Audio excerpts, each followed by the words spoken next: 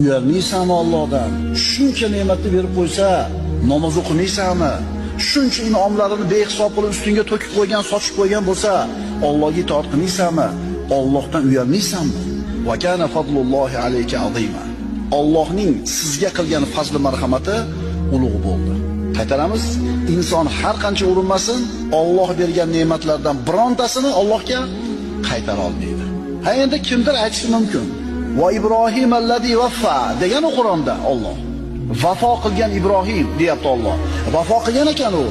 Birodarlar, vafo qildi deganini biz Allohning bergan ne'matlarini shukrini ado qilib qo'ydi deb tushunmasligimiz kerak.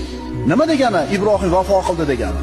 Bu degani Alloh Ibrohim alayhisalomni sinadi, yelkasiga taklifotlarni zimmasiga yukladi.